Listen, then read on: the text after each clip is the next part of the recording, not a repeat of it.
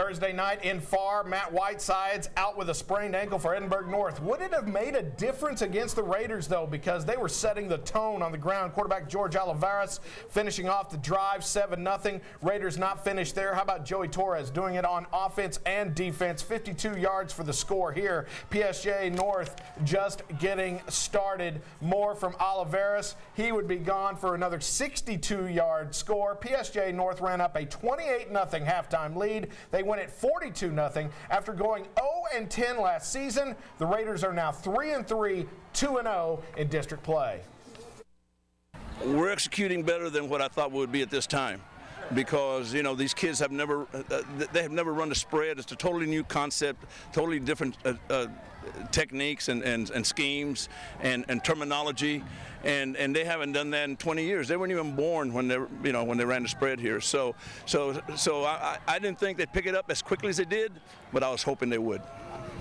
Raise your hand if you had PSG North being the only undefeated team in 31-6A after a couple of weeks. I don't see anybody raising their hands here. PSG Memorial, Edinburgh North, Wesco East, and Wesco all 1-1, while Edinburgh and Economides are 0-1, and both have had a bye week. Joe, PSG North, something special. You heard from the architect there, George Pena. He got these kids to go buy into that spread really a lot quicker than anybody thought. Yeah, and I got to see it, okay, which is why I like talking about it, because it's not a mystery. I got to see it, and it's not a pass-oriented spread offense first. It's a whatever's there. Take advantage of it, and you got a quarterback that has learned the system, and he's only going to get better. So 2-0, just the start of something very big, it looks like. Greg, I know you did a feature this week on George Olivares. He's the perfect quarterback for that kind of system, isn't he? Yeah, and I mean, they only run like 12 plays, but they get it done out of those 12 plays. And one thing Coach Pena was telling me is that their two most valuable guys on offense, for all the hype that Olivares is going to get, are Anthony Marin and Andy Martinez, the two offensive tackles, and what they do for them. So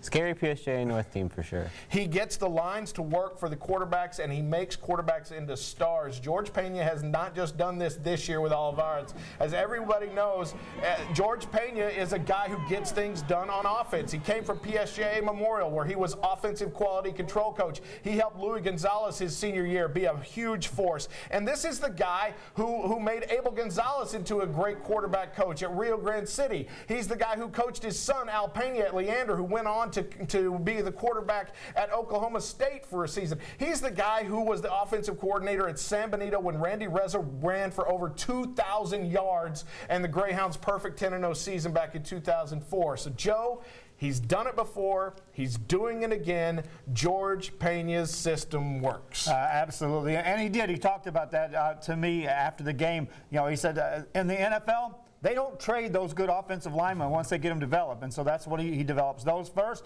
and then he looks at the quarterback and said, all right, I'm going to give you a system. It's going to be an easy system, 12 plays. Understand them, you're going to do some good things, and it's all working. And like I said, 2-0. Could be the start of something very big for this team. Yeah, meanwhile, Wesco East had another comeback win a couple of weeks ago. They had to come back against La Jolla. This time around, it was a comeback against PSG Memorial. Yeah, East had to score 27 points in the second quarter to get it done, thanks to Darren Rivas and thanks to the running back Lupe Marone. Now East is 5-2 overall, 1-1 in district as they rally past Memorial. Final score in that one, 34-7.